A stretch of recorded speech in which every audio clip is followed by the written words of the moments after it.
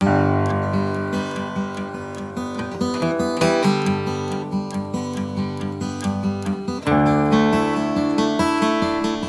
there, friend. My name is April Cranford, and welcome to Holy Hills. For some time now, I have desired to pivot these videos from a broad-based faith approach to a direct mission approach. These videos may be a little longer since I'm sharing other people's stories, and then sometimes they will be the regular 3 minutes in length. My hope is for you to take a simple step in mission every weekend and discover joy every day.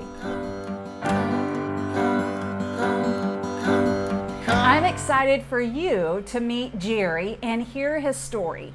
But first, I want you to hear him talk about how he lives out mission every day at his work. Let's listen.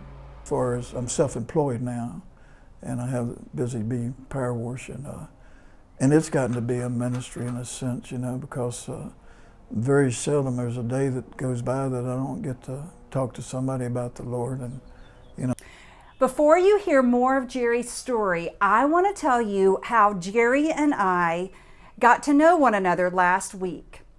On Monday, I talked to Jerry twice.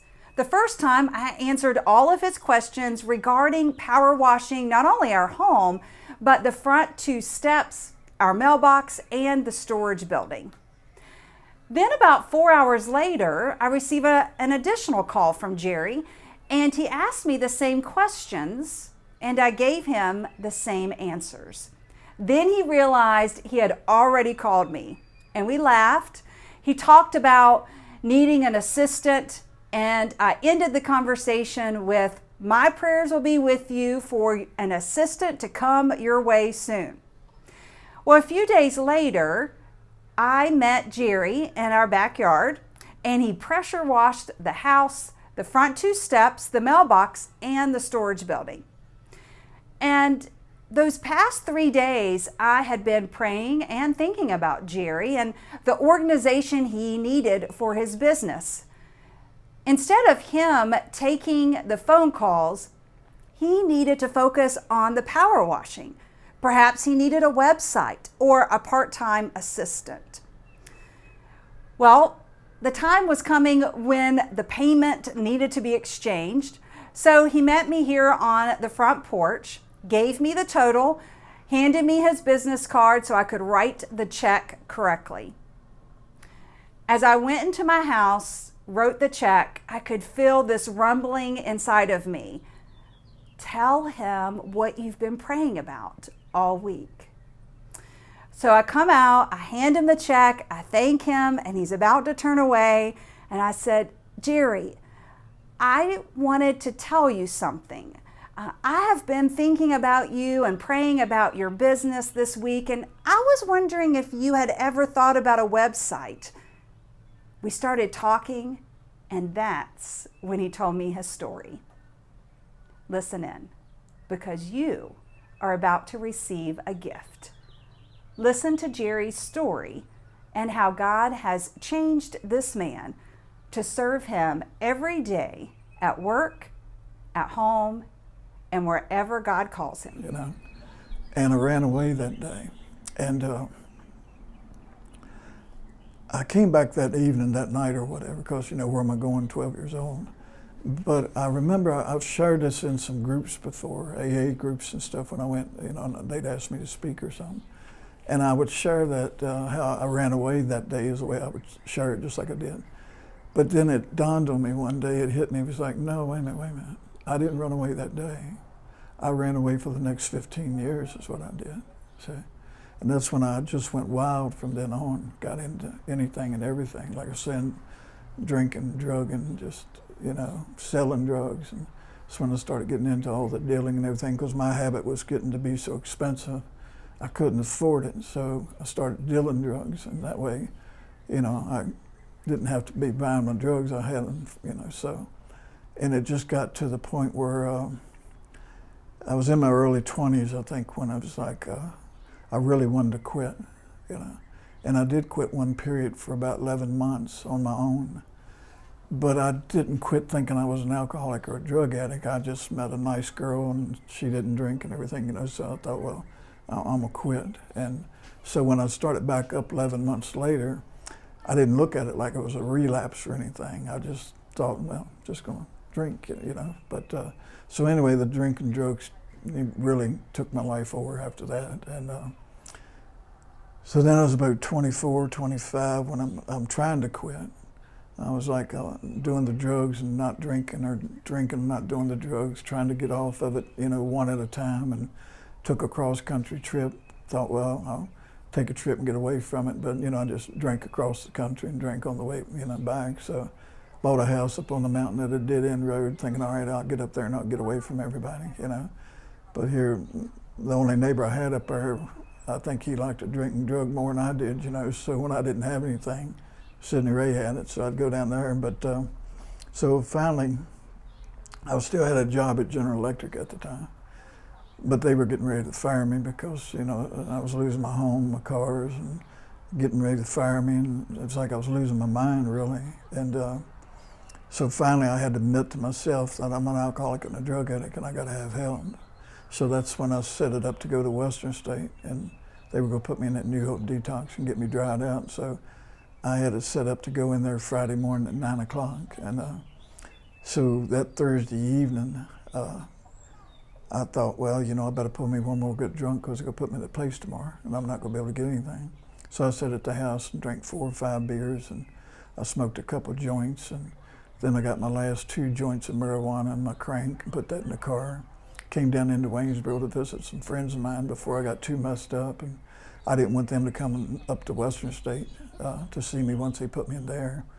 And so I was at those people's house when I run out of cigarettes. So I told them I would be back in a minute, and I went out the door to walk up to the corner store. And my plan was to get me a pack of Marlboro, and I was going to come back down and tell them, see you later. And I was going to ride up to my favorite beer joint and smoke them 2 joints out in the parking lot, snort my crank, and then I was going to go inside and drink the closing time, and then Western State at 9 the next morning. So I had me a good plan. And so when I went out that door and got up on the sidewalk and started walking up the sidewalk, the street, this little church across the street, they had just started a revival that night, and they had their doors open singing a hymn. And I stopped and I was listening to that hymn. And I always believed in God. All my life I believed in the Lord. But I just thought of him like he's up there and I'm down here, and I'll see him at the end of his life. That's all I knew about the Lord. And so when he finished that hymn, I went on up to the store and I got my pack of Marlboro, and I was coming back down the street, and they were singing a second hymn, and I was standing there listening to that second hymn. And the thought just came to me. I said, you know what? I said, I got 2 choices here. I can either go at Western State and ask that man to help me, or I can go in his church and ask the Lord to help me. And then I said, well, if the Lord can't help me, then that man can't do anything for me. So I took the brand new pack of cigarettes and walked back in that house where I was at and left them on the coffee table. I didn't want to take them in the church with me. And you know, I told people, even as crazy as I was back there then, I still had a fear and a reverence about the church. You know, that's why I didn't want to take the cigarettes in there with me. And so here I go across the street to this church, which is the last place in the world I intended to be. I'd been on the drunk for about 6 weeks that night, and I hadn't shaved in about 4 or 5 days. I had a hole in both knees in my jeans, my shirt pockets torn, and I'm not falling down drunk, but I'm high. And so when I went in, I was so ashamed of myself. I didn't want anybody to even see me sitting back there, and so that's why I say I sat down in the last pew all the way back into the church. And when I sat down, the pastor called on a woman sitting in the pew right here in front of me. And come and find out, she was the evangelist that was going to be holding the revival that they were starting. And her name was Sister Pearl Richardson. And Brother Raines, the pastor there, he called on her to testify, to give her witness and testimony. And Sister Pearl stood up and she testified how before God had saved her, she'd been in a car accident, she was crippled up, she had to wear a body brace, she had to take pills every day for the pain she was in. She had to take shots once or twice a week when the pain was that severe. And she said she was just reached the place where she was just tired of living like that, just doped up and in pain all the time.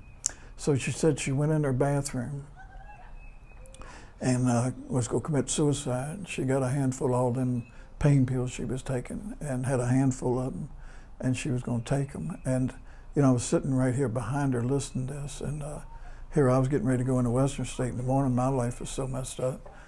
And she said what happened was this. She said she had that handful of pills, and when she started to raise her hand up to her mouth to take them, she said the Spirit come in the room there with her. And she said she could physically feel this running down over her, like somebody poured a cup of water over her head or something. She could feel this. And she said that she was 35 years old and never felt the Spirit before and didn't know you could.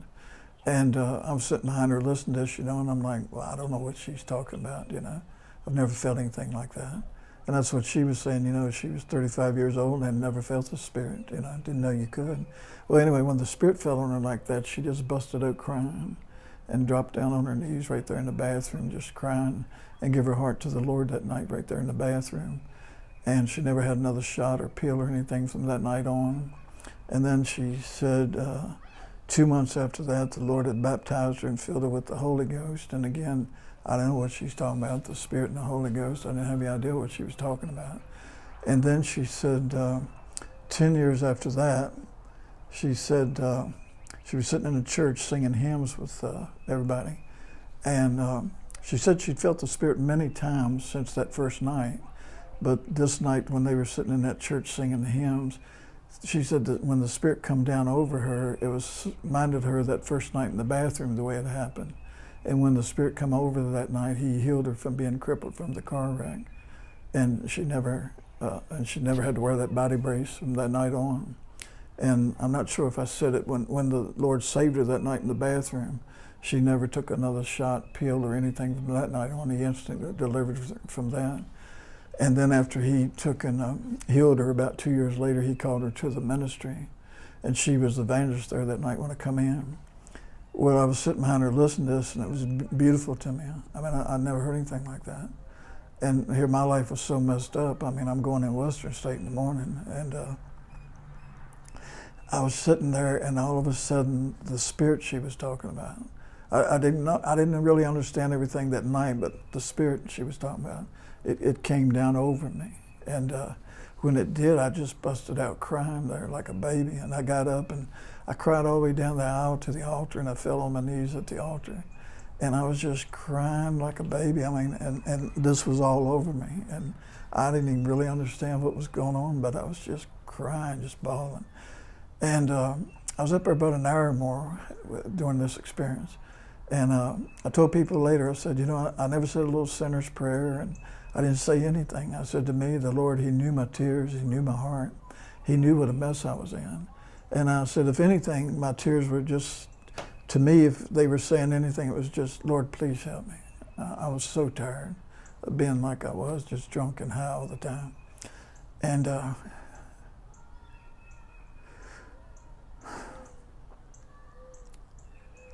after about an hour or so, the Spirit on me, it just faded away, and everything got back, say, normal or whatever you want to say. And I quit crying, and I got up on my feet, and I was just standing there looking around in this church, and I felt kind of high, like I took a toke off a joint or something, but I didn't know anything about the Spirit or being saved or anything, And so I went back and sat on my pew, and the service ended in about 15, 20 minutes or so. And I just jumped up and took off out of that church for them people and got a chance to talk to me, because I was like, I didn't even know what I'd got into here. I mean, I never had experienced anything like that, And never been to me, I realized, I don't know if I'd ever been in a church where the Spirit was at.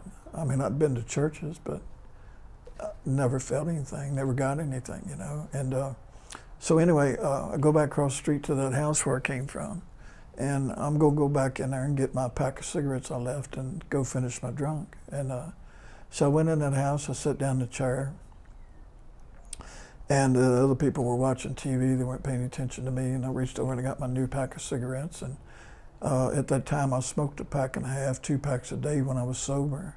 drinking, I'd smoke 3 or 4 packs when I was drinking. I mean, it was like a chaser. I always had a cigarette in my hand.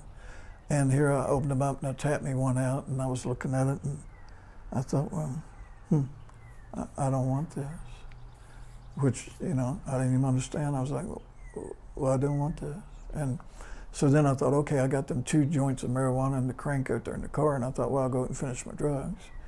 And I was sitting there and I was like, I don't want that.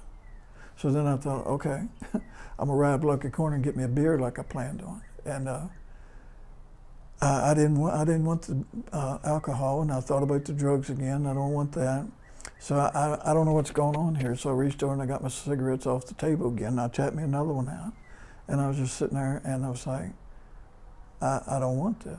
I had no desire for anything. The drink, the drug, the cigarettes, I didn't have any desire for any of it. So I put this brand new pack in the trash can, and I told them people I'm gonna go home. So on the way home, I had to go by that beer joint. And when I drove by there, I looked over there and I could see them through the window at the bar drinking and shooting pool on the table. And it was like, I had no desire whatsoever to go in this place. And I drove on by and I went home, set my clock for 7 o'clock because I had to be at Western State at 9 o'clock. They were going to put me in that New Hope detox, is where it was. And went to bed that night, and I think it was the sweetest sleep I ever had in my life. I just slept all the way through till the next morning. And the clock went off, and I sat up in the bed. And when I sat up in the bed, I was looking around in my room, and it was like everything in my room was shining. I mean, it was glistening. It was just weird. And I didn't even know what to make of it. And I remember I told a preacher about this one time, and he told me, he said, well, brother, everything was new. You were new. And so I went and showered and shaved, got myself dressed to go to Western State. But the whole time I was getting ready, I kept feeling, don't go, don't go. And so I got dressed and had my hand on the doorknob to walk out the front door, and I felt it again, don't go. And so I just turned around and stayed home. I mean, I didn't go. I changed clothes and worked around the house that day, and then I went back down that night to the revival again, and I went every night of that 2-week revival. And I think it was the 3rd or the 4th night that I realized the Lord had saved me on that first night. And it was 42 years ago, this past February the 17th. And I never had another drink, I never had another drug, I never had another cigarette. I never went through withdrawals or anything. It was just instantly gone, And I told people, I was like, for me, I said, I tried to share this with I went back to my friends. We were all alcoholics, drug addicts, and dealers, and I was trying to share with them, what had happened to me. And I just couldn't make them understand. They just, matter of fact, one of the dealers, that's what I said, I was a dealer. One of the dealers, he cussed me out and told me, go on, man. He said, I didn't want to hear this, And he told these people, he said, I'll give him 6 weeks and he'll be back, And I kept trying to tell him, Donnie, I said, it's not me. I was not like trying to turn over a new leaf at New Year's or something. I said, I had a real experience. I met the Lord. And I told him, I said, I can tell you, Donnie, it was February the 17th. It was 1979 on a Thursday night about 8:30. And I said, Donnie, I can take you to the spot where I met him. And I said, it's just like you and I. I said, look, if I could tell people the day, the hour, and the year, and the spot where I met you, why wouldn't it be that real when you meet the Lord? And I said, it was. I met him. I said, before that, I'd heard about him. I'd read about him. I believed he was real, but I had never met him. And then that night I met him. And when I did, it just changed my whole life. Like I said, I never had another drink, drug, cigarette, or anything. And then it's when, like, after a couple of years of being saved, he dealt with my heart to go to school and to go to college. And I barely made it out of high school because I was drinking and drugging through high school. I was, I think that last year I missed like 40, 50, 60 days or something because I'd be hungover and stuff, And but he was dealing with me to go to college, and I was like, Lord, college? I barely made it out of high school, but he kept dealing with me. And I told him, I prayed, and I said, Lord, evidently there must be a job in my future you want me to have, and I'm going to need that degree. So I told the Lord, I said, Lord, I will go for you. I didn't want to go, but I said, Lord, I will go for you. And So I ended up, I went to college and got my degree in psychology, and then I got 4 different kinds of substance abuse license. And what he did was he put me right back out there where I came from with the same kind of people. I worked with street people for 7 years, and I worked at a shelter for that 7 years with street people, and then run a detox place for 1 year. I run a halfway house for about 3 years. And then I run the drug program in the prison system for 15 years. I did like a phase 1, phase 2, and phase 3 drug program. And then I came over here in Waynesboro and run a couple halfway houses and run the methadone clinic up at in Charlottesville and Pantops up there. And even to me, one of the neatest experiences was one of my last jobs. I was working at the New Hope Detox, and I'd been there for a couple weeks before it dawned on me that 35 years ago, that was the place they were going to put me to get me dried out. And here the Lord had brought me full circle, and I was working there, you know, and been saved and clean ever since the night He saved me.